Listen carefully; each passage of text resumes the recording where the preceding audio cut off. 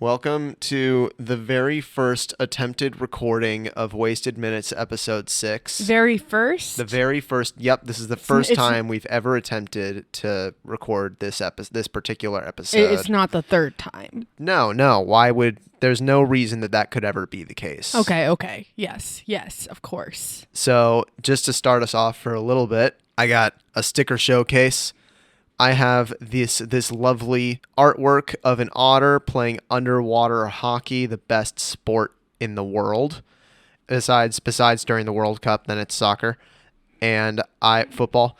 And I'm going to take this sticker, and next to the other stickers we have here on our audio interface, I'm just going to stick it right there.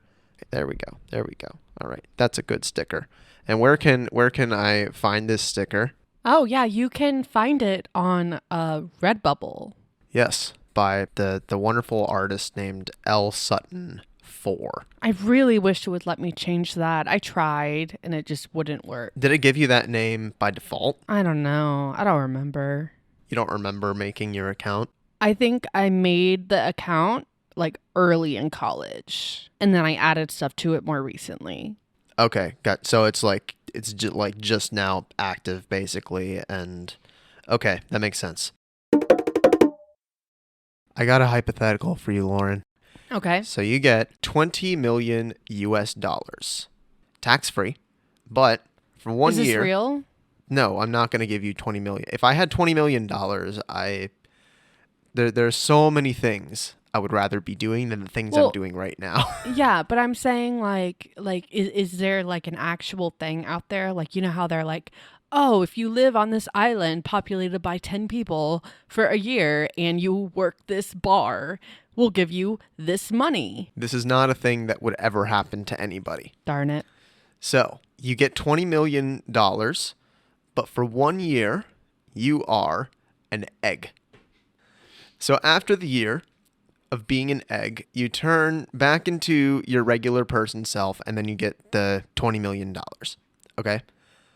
But if the egg, that is you, breaks, then you die instantly. And whoever you have entrusted to take care of the egg, they get the $20 million. So who do you entrust to make sure that you don't break for a year? Literally nobody. Not even you, Dylan. Especially not me. I eat eggs every day. You drop eggs too. I drop them less than I eat them. I've dropped them as well. I miss when I lived with my family and we had a dog. Anytime somebody would drop an egg, he was a big dog, Labrador, and we would just call him over and he would just slurp the egg up off the floor. And it was really convenient. And then we just had to wipe it with cleaner. It was way easier than when I drop an egg now in a dogless home. So what you're saying is we should get a dog. I think there may be a dog in our future at some point. Okay. We'll see how things go. All right, back to so you don't trust anybody to take care of you for a year. Okay, I would have somebody put me in a very well-cushioned safe somewhere, and it cannot be opened until the year is up, right? So okay. I would be put in the safe, and it's very highly cushioned. So even if somebody knocks the safe over somehow, it's fine. Refrigerated? Yes. I didn't think about that, but yes. And it will automatically open after a year. And hopefully they take me out before I turn into a human again and I don't die. Yeah, that's the other problem. So you have to trust this person to take you out of the safe in time, like at the exact right moment. And I mean, I guess you could time the safe to do that. But then you have to make sure that the power supply to the safe is never interrupted. So if the power goes out because there's like a storm or something. Okay, solar panels. But if the power goes out because there's like a storm or something like that, you have to have like a backup power supply.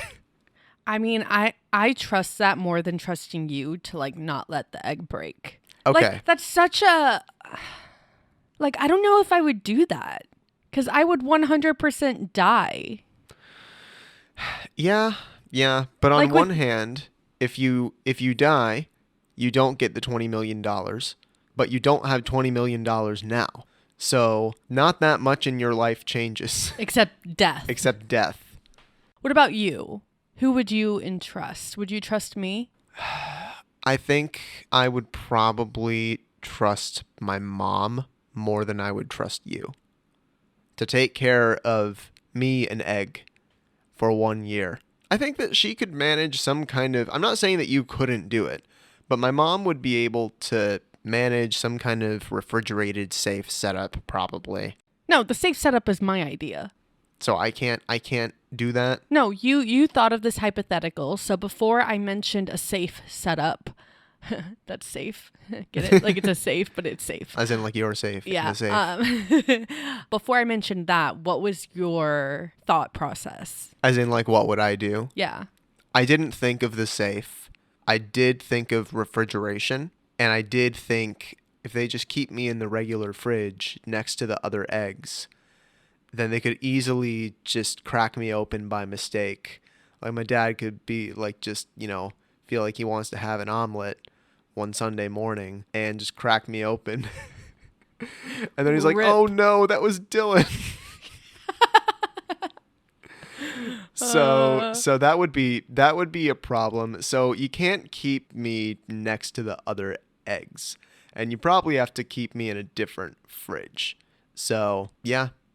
Alternatively, if you live in a place where you have 2 fridges, then you could just keep your egg in the separate fridge as well. Okay, but I just thought of a better idea for my idea. Just a better, like, added security. So it's a safe that only opens after a year is up. So the person puts me in the safe. Or, better yet, no person at all puts me in the safe. So the safe opens, right? Before I get turned into an egg. And a, little platform comes out of the safe. All right? And I can sit on the platform, right? And then I get turned into an egg and I'm on the platform. And it's very well cushioned and whatever. And the platform goes back in the safe. And the safe automatically shuts itself. And it's connected to a refrigerator, like it's a refrigerated, whatever, solar panels, wind power, all of the above. And it's a tiny little safe, right? But I'm an egg, so it's fine. And so I go back in there and it shuts and it doesn't open for a year. And when that year is up, right before it opens, the little platform goes out and then I turn back into a human. So you have like a robot platform with a red velvet pillow with gold tassels that you're resting on for a year. Well, there's probably going to be like an indentation around the top part of it. Right, okay. Like so that like it cushions the egg. Yeah. And then maybe like when it goes in the platform that another cushion falls on top of it. I think I didn't come up with this idea myself, but I would do your kind of similar setup, but I would put myself in one of those fridges, like the big ones that they have at restaurants that you walk inside of to get the ingredients. I would put myself in that. I'd have the locking mechanism outside on a timer. So like you'd have to install that beforehand before you get turned into an egg, right? This is all assuming that you can choose when you get turned into an egg. Like, okay, time starts now. I choose. So assuming that, then you walk into the restaurant fridge that already has the timed lock installed. And I probably wouldn't set it for a year. I'd probably set it for like a year and 1 minute. So you walk in, close the door. I'm sitting on my pillow. And then I say, okay, time starts now. I turn into an egg. And then after 1 year, I turn back into my regular person self. And then I wait for like 30 seconds and then the fridge opens automatically. Okay, but what if the fridge doesn't open automatically? Like if the mechanism is broken? Yeah. What if in that year, the building where your giant fridge is located in gets demolished? Well, you wouldn't be able to do that, would you? Nope. I mean, like... Would you feel your death if you were an egg? Like, would you be conscious or would it be like no time has passed? I think you're a conscious egg. So you're just sitting there as an egg You don't for have a you don't year. have full consciousness. It's like when sharks are sleeping and it's like they have half of their brain sleeping while they're just continuously swimming through the ocean. It's like that kind of state of consciousness. So I guess as a fail-safe, I could have a set of tools inside the fridge that I can use to cut myself out of it if I need to. And where would this fridge be? In some building somewhere. What building? Where? My house? Your house? Sure.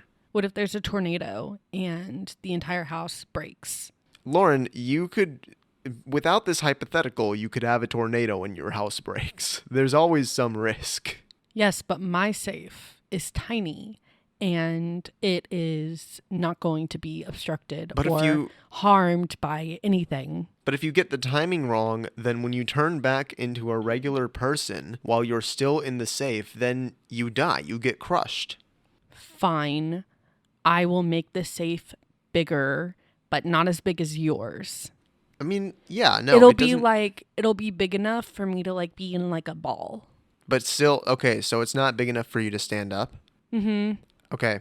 So then if your locking mechanism breaks, you don't have enough room to move around to use the tools in case you need to cut yourself out because the lock broke. It'll have like a trunk type safety thing, you know, like the handles for if somebody stuffs you in a trunk and they have a handle in the inside of it that you can open the trunk from the inside. So it'll be like that for the safe. Like a trunk of a car, you mean? Yes. Okay, gotcha. No, an elephant trunk. Okay, cool. I guess you've thought this out pretty well. Yeah, I have now. In other news, you want to talk about Ryan Reynolds? I want to talk about Ryan Reynolds. So, Ryan Reynolds is now not allowed to improv in Deadpool 3.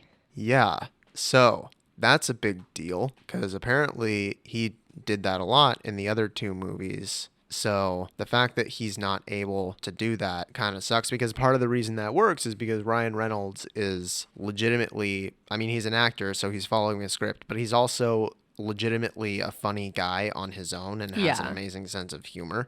So his ability to improv like kind of makes his character in the two previous movies. So yeah, this is a big deal. Why can't he improv? He cannot improv because of the writer's strike. And obviously this wouldn't be true. Like if the writer's strike does end before they actually film, then I believe that'll go away and he can go back to improving. And hopefully the writer's strike does end because that means the writers win.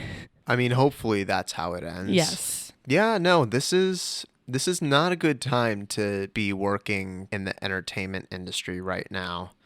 Obviously, the members of the Writers Guild of America, the union that they have certain demands for better working conditions that are not met. They're trying to make their jobs better, more sustainable to sustain a life.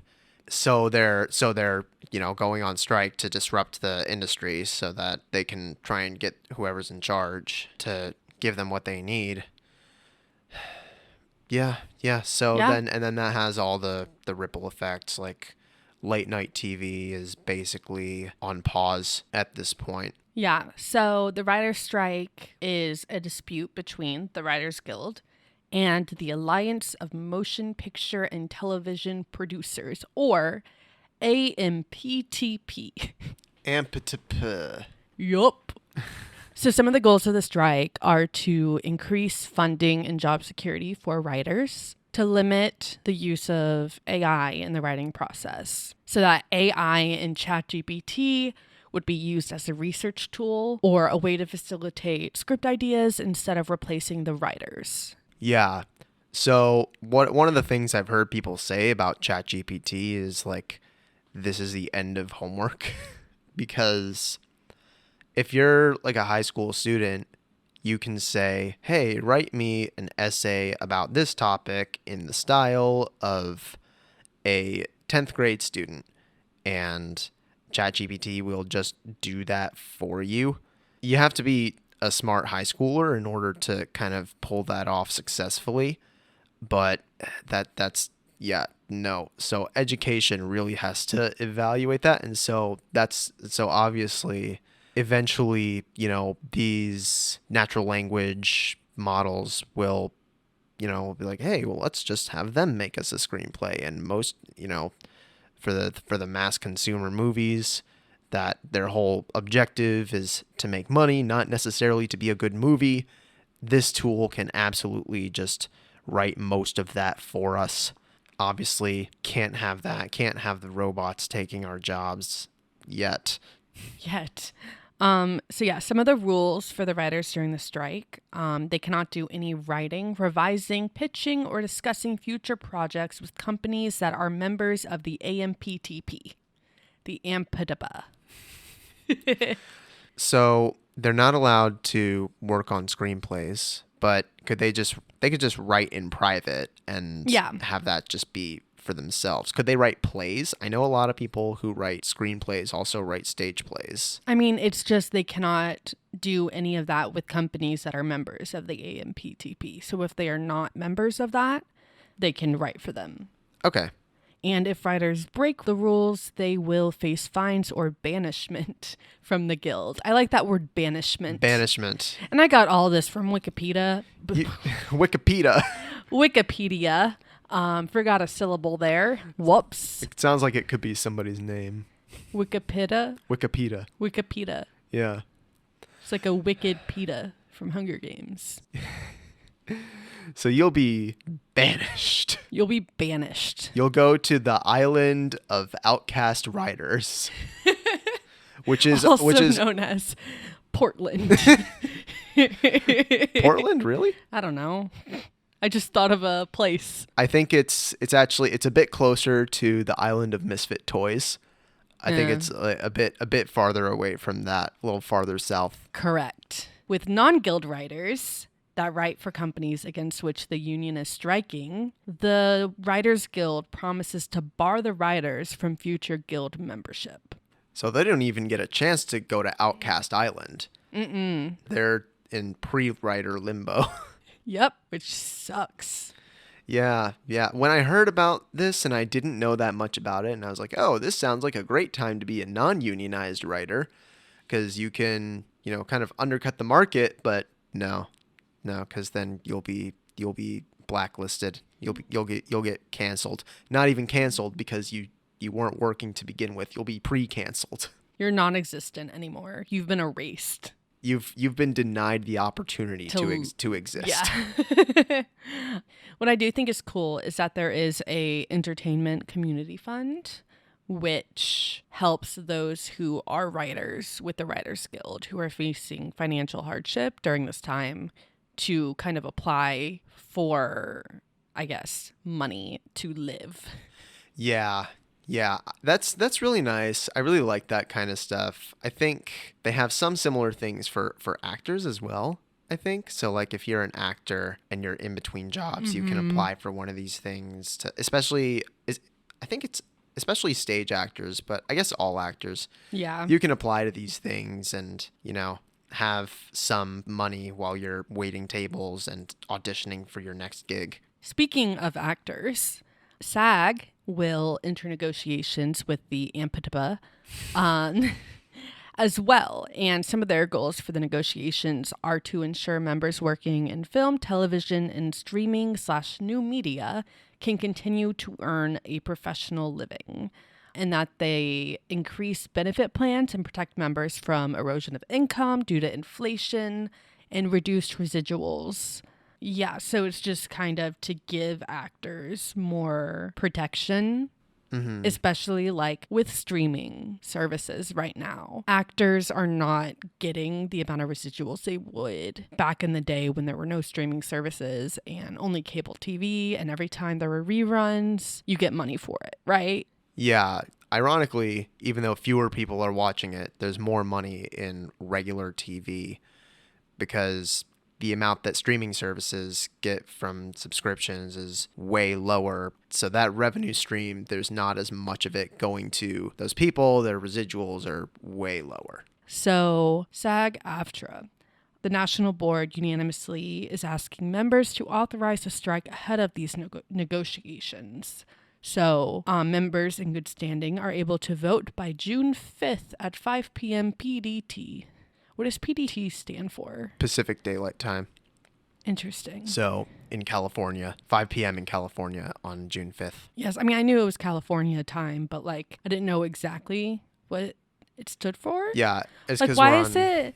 Because Eastern Standard Time and Pacific Daylight Time. Like, why daylight? Because we're on daylight saving time right now. So we actually are EDT at the moment. But most people in regular conversation, they say EST because people know what that means. Like Oh. you're talking about whatever time it is on the East Coast right now, but technically it's EDT at the moment, Eastern Daylight Time, but you just say Eastern Standard or whatever, and people know that you're talking about the time zone, the time that it is currently now. So if you are a member of SAG in good standing, I highly recommend you fill out the little thingy that says you are okay with the strike. And it's most likely going to go through. And the whole reason of that is so that SAG can go into these negotiations kind of with like a backup, being like, if we don't get what we want, we are authorized to go on strike. And then there's like other stuff with the Directors Guild as well. And I don't know all the details about that, so I'm not going to go into it, but they're also in negotiations, I believe. Yeah, no. Like I said, this whole thing is having like huge ripple effects, and I don't know. I'm really interested in this kind of labor union stuff because, I'm a fan of workers' rights, I guess you could say, and treating people fairly. And on the surface, if you don't know that much about it, it might seem like, oh, writers, people in Hollywood, like I'm over here working a regular person job, and they, like most people think that being a writer in Hollywood is like a really cushy job, but it's not really for most writers. Like most writers are working class people who are just like most people who are probably listening to this podcast. They're literally the like main workers of Hollywood in general. Yeah. I You mean, know, like they're the bottom bitches. kind of, yeah. I think we should talk about pickleball. Pickleball. So this is a game that I played in ninth grade PE for, when you're in PE class as a kid, you kind of throughout the year, you play all the sports, right? That's like what you're learning in PE is you're being active, and you're like, this few weeks, we're going to learn to play basketball. This few weeks, we're going to learn to play flag football. And Yeah. you have one on pickleball. Yeah, I didn't have that. Okay, I did in my PE class, I believe. So what's this pickleball business about? So I put this on our itinerary for the podcast, and you didn't really know what I was going to talk about, right? Like exactly like in regards to pickleball. Right. Right. So it's so absurd, Dylan. I looked it up at work, right? And I didn't know what it was. And I'm like, you mean to tell me somebody playing tennis was like, you know what would be cool? Is if we took this ball and we poked holes in it and call it something different. Wait, so is it a regular tennis ball with holes in it, or is it like a wiffle ball? It's like a wiffle ball, but Okay. like still, it's a ball with holes in it. They're like, tennis. Nah, let's get a ball and let's put holes in it, and we can call it pickleball. I don't know. It looks fun. It looks like the kind of game that you could like you don't have to have a net for it. You could just bring a couple paddles and a wiffle ball to the beach and have, just hit it around with some friends. It seems kind of fun. And then there's like the rules, and you can have a little friendly competition. They also have like smaller handles, like little paddle things.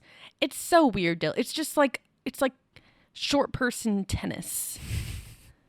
Have you seen this pickleball in the wild at all? I saw at work there was like apparently one of the gyms in the company I work with, they have pickleball, and there was a thing being like the pickleball court is closed currently or something like that. And I was talking to my manager at the time about it, and I'm like, what is this? Because I looked it up because I never looked it up because I'm like, oh yeah, pickleball, whatever it is.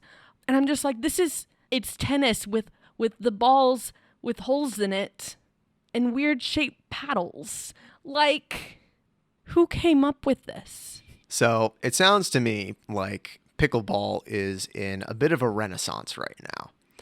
And as the fan of obscure sports that I am, I fully support this. I'm sure that there are professional to semi-professional pickleball leagues, and I hope that they grow bigger and gain more traction, because I love when obscure sports become slightly mainstream for a little bit of time, or like when you hear about an obscure sport that like nobody knows about, but it's huge. Like, I play underwater hockey, and in the US, it is a fairly obscure sport. Not that many cities have a club. A lot, but not many. New York, for example, does not have an underwater hockey club. But then when you get into that world, it's like how everything is a world unto itself. So apparently in New Zealand, underwater hockey is huge, and like every high school has an underwater hockey team. And it's like, oh man, you wish you lived in New Zealand where underwater hockey is a big thing. Apparently the French national underwater hockey team like gets paid, and in the US the national teams are really, really strong elite players, but there's no money in it. They just do it for the love of the sport, which is awesome. But I'm like, damn, what I would do to be an elite French underwater hockey player. You'd have to know the language of French. That is true. I'm happy to hear this. I hope that this pickleball renaissance Why are you calling it a continues strong. renaissance? Well, is it growing right now, or I mean, it is growing, but it's not like an old sport. it's not? What are you talking about? It's not an old sport. It was first played in the 60s.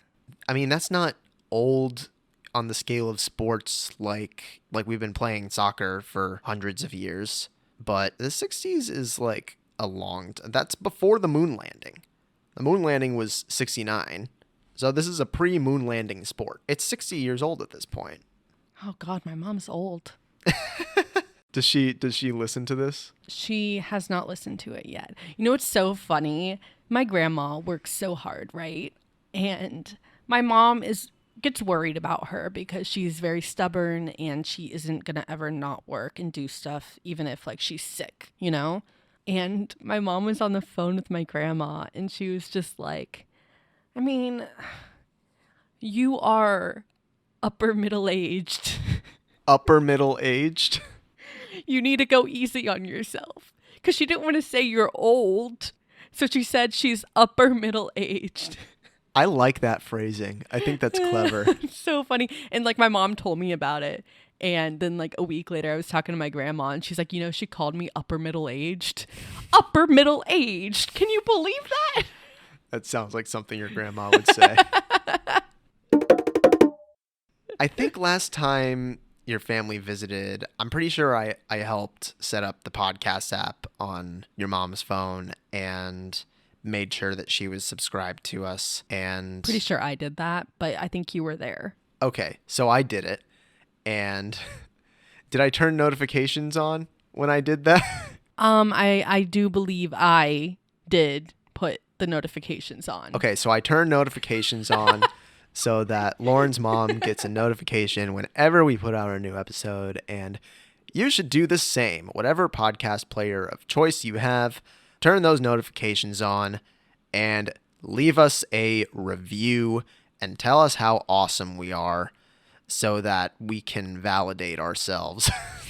All relevant links are in the show notes, of course. It is, as well as our website. Go to wastedminutes.fm to see all the changes coming up and keep up with all the latest Wasted Minutes news that you crave so much. Clearly, because this is our sixth episode. Yes. This was an excellent first recording of our 6th episode. Third. This is for the first ever attempted recording of an episode. This is really excellent. I have to say, I'm proud of us. I'm proud of us, Lauren. Yes, me too, Dylan. We do so well. We do. And we're just so technologically competent, you know, and You're like technologically. And it just feels so good. That, you know, that tracks don't get unsynced. Oh no, that's amateur move. Amateur move. Yeah, only an idiot would let that happen. Only an idiot. Which is why we don't have that ever. Yup, because you're a sound person and you know what you're doing. Don't tell people that, then their expectations are too high. All right. Well, I think that's it. Thank you for listening. Have a wonderful day, and we'll talk to you in the next one. Bye. Bye.